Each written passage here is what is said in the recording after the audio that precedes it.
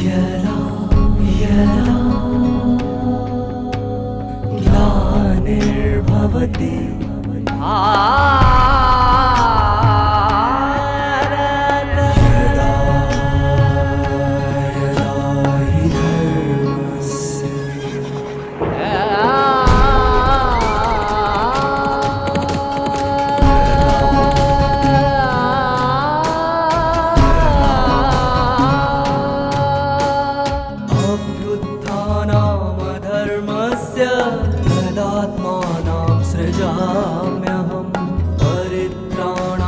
साधूनां विनाशाय च दुष्कृतां विनाशाय धर्म संस्थापनार्थाय संभवामि युगे युगे युगे युगे युगे युगे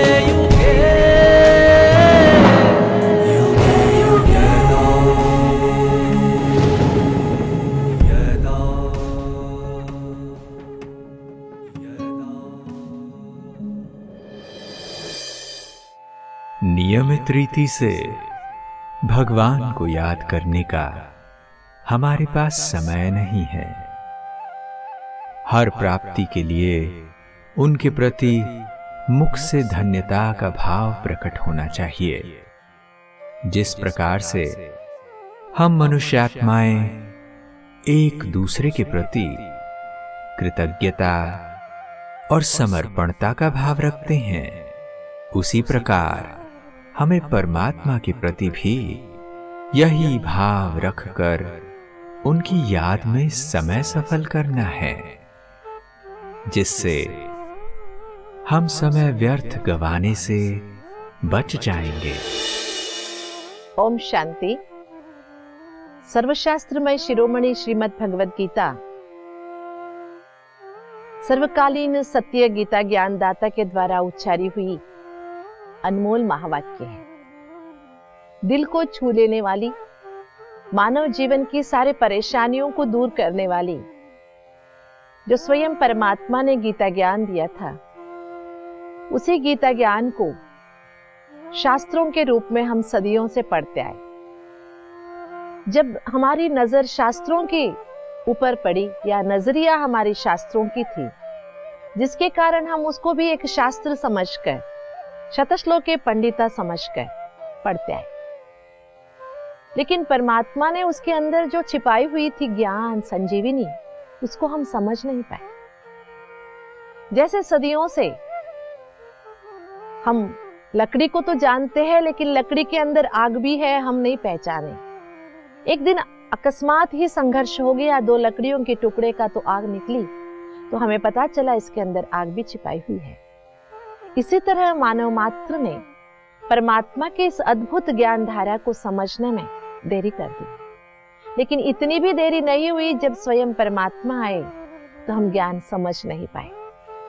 तो अब वो समय है जब हम स्वयं परमात्मा के द्वारा सुनाए हुए इस गीता ज्ञान को एक आधुनिक दृष्टिकोण से, एक वास्तविक दृष्टिकोण से एवं एक व्यावहारिक दृष्टिकोण से समझने का एक छोटा सा प्रयास करें। जब व्यावहारिकता के रूप में गीता ज्ञान को समझते समझते आगे बढ़ेंगे, तो हम आध्यात्मिकता की ओर अनजानेपन में ही कदम रख देंगे। आध्यात्मिक शब्द सुनने में हमें बहुत मोटा लगता है और कठिन लगता है, लेकिन इसी आध्यात्मिकता को अगर जीवन में सहजता से अपनाया जाए, तो गीता ज्ञान मानो हमारे जीवन जीने की एक अनिवार्य आधार बन जाता है। जैसे सांसों के बिना जीवन संभव नहीं है, इसी तरह ज्ञान के बिना भी जीवन संभव नहीं है। ये हम महसूस जरूर करेंगे। इसके लिए जिसके भी बातों के लिए हमें इतना महत्व देना होता है, उसको अच्छी तरह से जानना भी जरूरी है। भगवान की विभूतियों के बारे में जान रहे थे ताकि हम विशेषता भगवान की जान सके, हम भगवान की गहराइयों को समझ सके।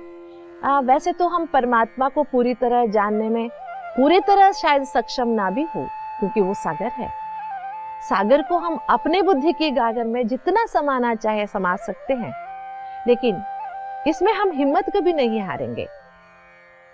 परमात्मा के इस गीता ज्ञान को समझने के लिए परमात्मा के इस ज्ञान की कद्र हमें रखना आवश्यक है। एक बहुत सुंदर सी घटना है। एक आम आदमी था, खुद का जमीन खुद संभालता था, बहुत अच्छी तरह से खेती कर रहा था, बहुत अच्छी तरह से अनाज आया हुआ था, रात दिन खेती में ही रहता था, छोटा सा कुटिया बनाकर देखभाल करता था, हिंसक पशु पक्षियों से खेत को बचाए रखता था, अच्छी तरह से खेत में से अनाज लेकर बेचकर अपने घर बार संभालता था, बहुत खुश था। ऐसे ही एक दिन वो खेती और बढ़ाने के लिए खोदने लगा। खेत को खोदते समय उसे एक टोकरी मिली। उस टोकरी में पत्थर भरे हुए थे। इसने जो छोटी सी कुटिया बनाई थी, कुटिया के दरवाजे के पास उसने वो टोकरी रख दी। जब भी कोई चिड़िया आता तो एक पत्थर उठा के उसे फेंकता, चिड़िया को भगाने के लिए इस्तेमाल करता। एक दिन उसके मित्र का बेटा और इसका बेटा दोनों मिलके खेत में खेलने आए।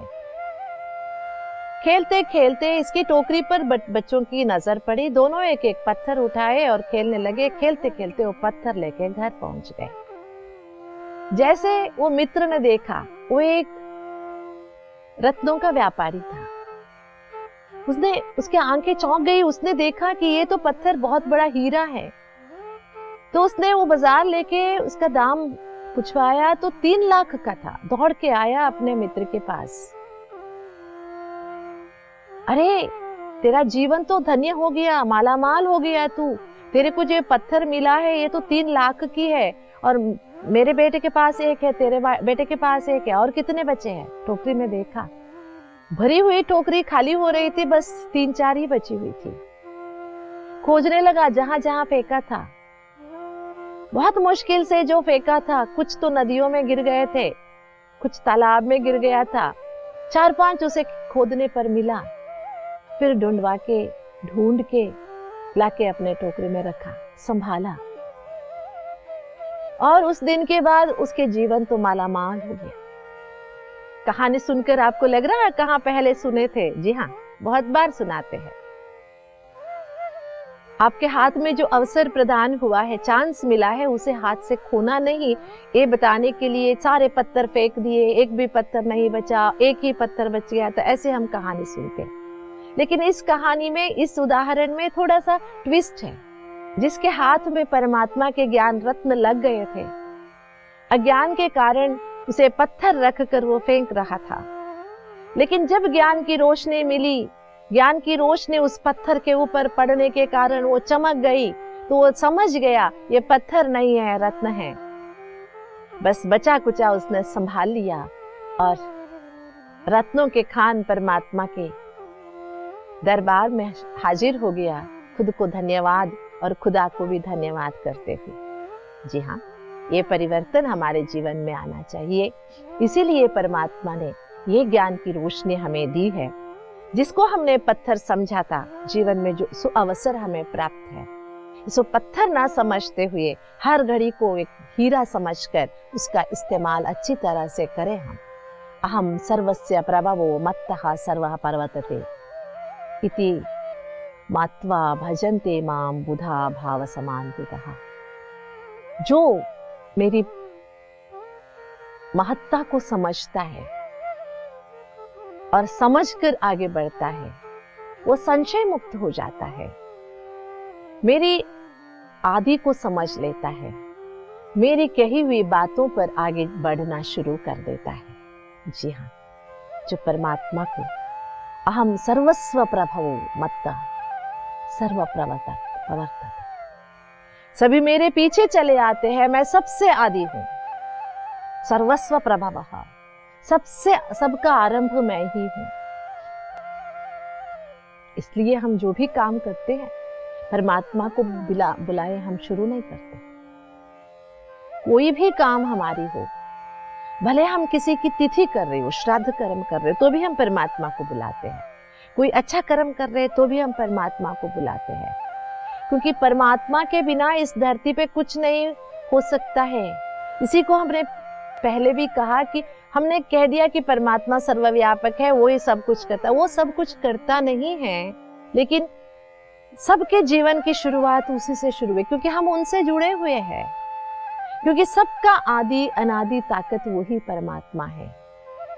ऐसे समझने से मनुष्यात्माओं की बुद्धि तेज आ जाती है और मनुष्यात्मा जीवन को असीम आनंद की ओर ले जाकर अनुभव करता है। और आगे के श्लोक में तो इतना अच्छा स्पष्टता दी है परमात्मा ने, मच्चित्ता मद्गता प्राणा बोधयन्तः परस्परम कथयन्तश्च माम नित्यम तुष्यन्ति च रमन्ति च। मच्चित्ता, मेरे में ही मन लगाकर, मद्गता प्राणा, मेरे में ही प्राण लगाकर, बोधयन्तः परस्परम, मेरी ही बातें एक दूसरे को सुनाकर, कथयन्तश्च माम नित्यम, मेरी ही बारे में कथन करते हुए, तुष्यन्ति च रमन्ति च, संतोष से रहते हैं, मजे से रह सकते हैं। जो मेरी ही बातें करता है, मेरी ही बातें सुनाता है, मेरे बारे में सोचता है, मुझे ही याद करता है, वो सदैव खुश रहता है, संतुष्ट रहता है। जी हाँ, कैसे भी युक्ति करके हमें हर घड़ी परमात्मा को याद करने की एक आदत बना लेनी चाहिए। बहुत सुंदर सी एक बात है, देखिए, कईयों को आदत होती है एक शब्द को बार बार कहने की, लेकिन वो शब्द कहने में दूसरे दूसरे भाव होते हैं, लेकिन याद भगवान की याद आ जाती है। सीताराम ऐसे कहा, इसका मतलब है मेरे बेटा बीवी के पीछे जा रहा है, बीवी के पल्लू पकड़ के जा रहा है, मेरा बेटा सीताराम है। ठीक है। और राजा राम, राम तो आ गया, लेकिन इसमें चक्रवर्ती राजा राम किया, मतलब मेरा बेटा या मेरे पति, अरे मेरा पति तो राजा राम है, ऐसे कहते हैं। बहुत थक गए, राम राम क्या धूप है ना। राम का नाम लिया, लेकिन ये राम का नाम लेना क्या दर्शाता है, बहुत थक गया है। और राम नाम सत है, राम तो आ गया, लेकिन राम नाम सत है सुनने से शमशान याद आ गया, आराम कर रहा हूं, राम याद आ गया और विश्राम की अनुभूति हो गई। इतना खिलाता हूं तू भी तो हराम है, राम याद आ गया फिर से। गांधी जी ने 3 गोलियां खाई, हे राम कहते हुए शरीर छोड़ा, राम याद आ गया। ये दुनिया की रीत है, शब्द एक है लेकिन बोलने का भाव अनेक है। भाव अनेक होते हुए उस शब्द से हमें भगवान की याद आती है। राम का मतलब आप धनुषधारी राम से नहीं कर लेना। एक राम दशरथ का बेटा, एक राम कण कण में लेटा, एक राम इन सबसे न्यारा, वो है सभी का प्यारा। हम उस राम की बात कर रहे हैं जो सभी के दिलों का राम है, दिलाराम, जो सभी के दिलों को आराम देने वाला है, जो गीता ज्ञान दाता है, सभी मनुष्यात्माओं के कल्याण के लिए सदैव अग्रसर है। और हम मनुष्यात्माओं के कल्याण के लिए इस पतित दुनिया में एक साधारण मनुष्य शरीर को आधार लेके अवतरित हुए हैं। इसलिए जो परमात्मा ने कहा, इसके संदर्भ में मुझे ये याद आया कि हम ऐसे कोई युक्ति करें, मच्चित्ता मद्गता प्राणा बोधयन्तः परस्परम। मच्चित्ता, परमात्मा में ही मन लगे रहे, मेरे प्राण परमात्मा में ही लगे रहे, मैं परमात्मा की ही बातें करूं। बोधयन्तः, दूसरों के साथ अगर बात करती हूँ, फोन कर रही हूँ कोई काम के लिए, तो भी मैं एक भगवान की बात जरूर सुनाऊं। दुनियावी बातों के बीच में एक परमात्मा की बात भी अच्छी सुना दूं। कथयन्तश्च माम नित्यम, रोज परमात्मा की ही कथन करें। ऐसे आत्मा सदैव आनंदमय जीवन का, सुखमय जीवन का, निश्चिंतता के जीवन का अनुभव कर सकते हैं। लेकिन आज के जीवन में हम क्या मिस कर रहे हैं? क्या मिस कर रहे हैं? हमें भगवान की नाम याद आते हुए भी दूसरी चीजें याद आती है। ऐसी दुनिया हो गई, मूल वस्तु मिसिंग है। इसलिए परमात्मा बार बार कह रहे हैं। किसी से सुनी हुई मुझे एक घटना याद आती है। किसी के घर में एक अतिथि आने वाला था। उस अतिथि को सेमिया का जो खीर बनता है ना, वो बहुत पसंद था। घर वालों ने सोचा कि सेमिया की खीर बना देंगे। पुराने जमाने की कहानी है। तो बाद में जाके भंडार घर में देखा तो सेमिया तो थे नहीं। सेमिया आजकल तो बाजार में मिल जाते हैं, लेकिन पुराने जमाने में घर में ही बनाते थे, बनाने में समय लगता था। तो उन्होंने क्या सोचा, ये मेरी सुनी हुई बातें हैं, सच है या नहीं मुझे पता नहीं, लेकिन किसी ने मुझे सुनाया था बचपन में।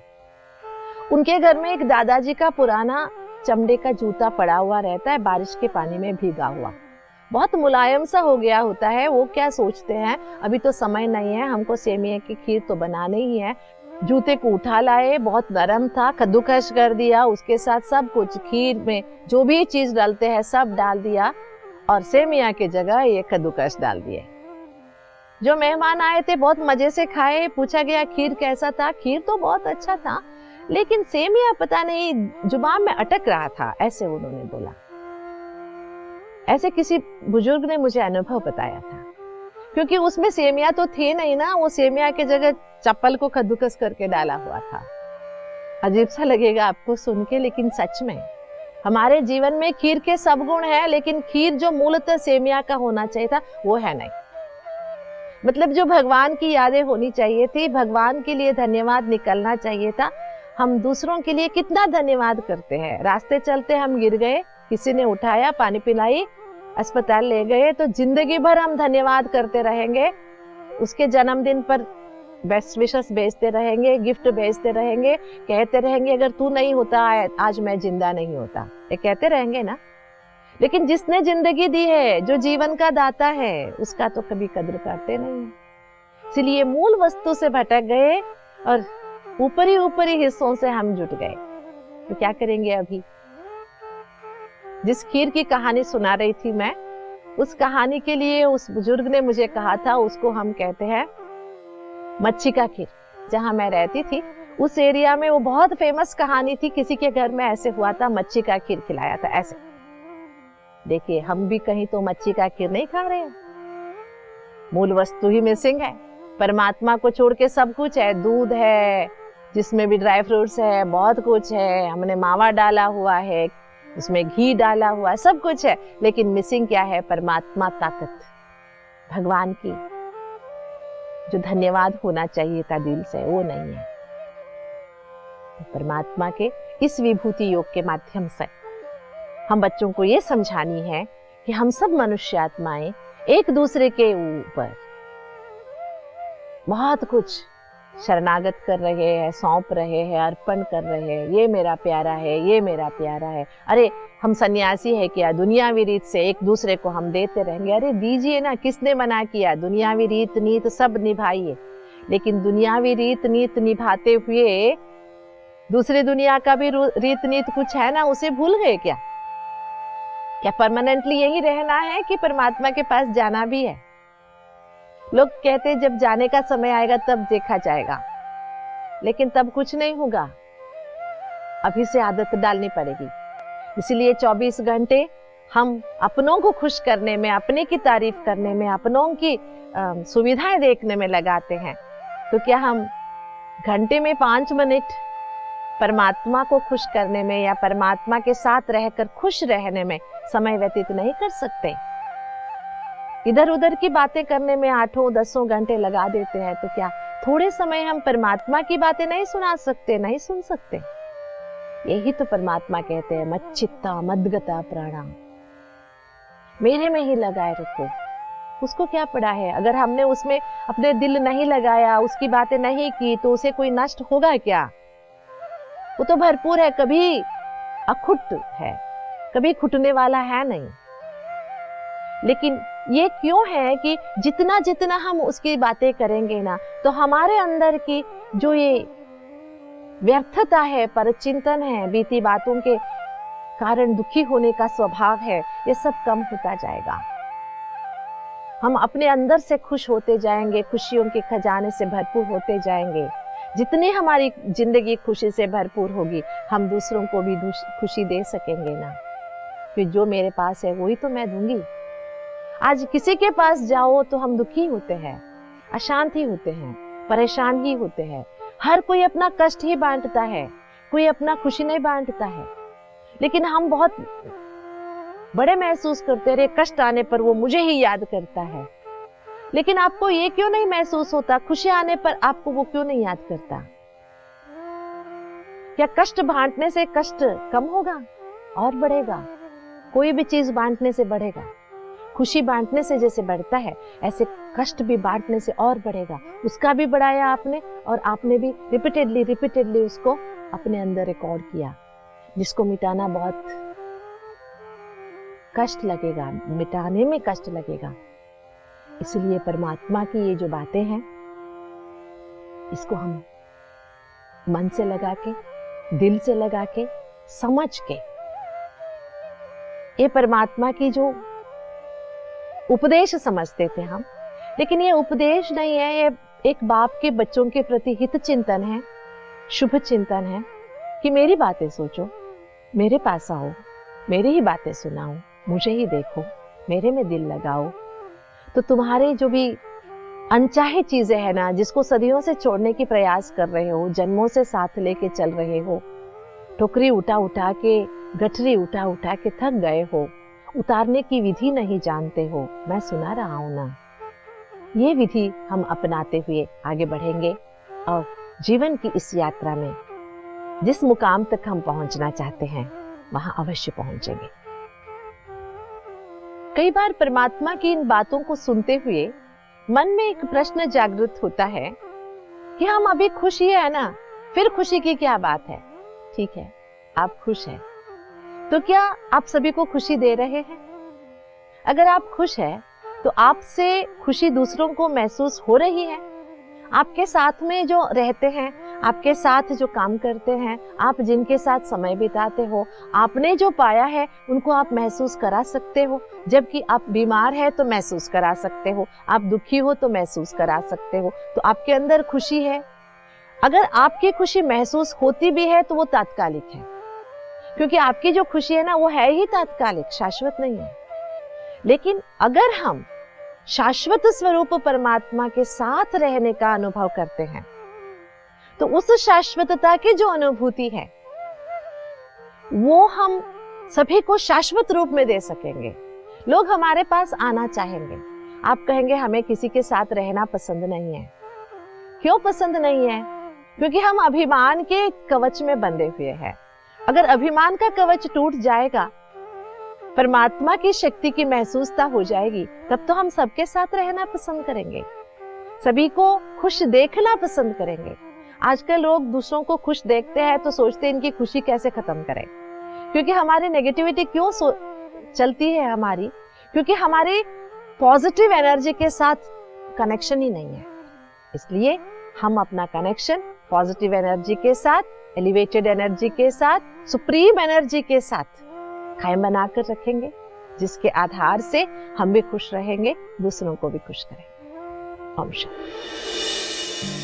सर्वशास्त्रमयी शिरोमणि श्रीमद् भगवद गीता स्वयं परमात्मा द्वारा उच्चारे हुए अनमोल महावाक्यों का एक ऐसा संग्रह है जो मानव को सर्वकालीन सत्य से परिचित कराकर उसके जीवन की सारी परेशानियां दूर कर देता है।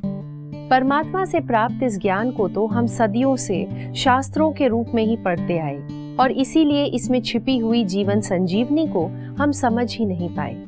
अपितु परमात्मा स्वयं अवतरित होकर अब हमें गीता ज्ञान का वास्तविक और व्यावहारिक स्पष्टीकरण दे रहे हैं। दोस्तों, इस भगवद गीता का ज्ञान कईयों को एक उपदेश की तरह भी प्रतीत हो सकता है, परंतु यदि हम इसे एक अलग दृष्टिकोण से देखेंगे तो हमें यह स्पष्ट होगा कि यह ज्ञान शिक्षाएं तो हम आत्माओं के प्रति पिता परमात्मा का हित चिंतन व शुभ चिंतन है। इस ज्ञान को समझने से हम सहज ही यह महसूस करेंगे कि आध्यात्मिकता तो हमारे जीवन का एक अनिवार्य अंग है।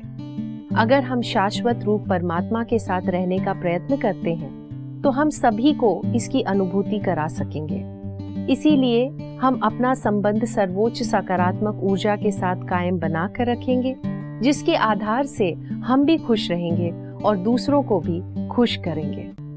ओम शांति।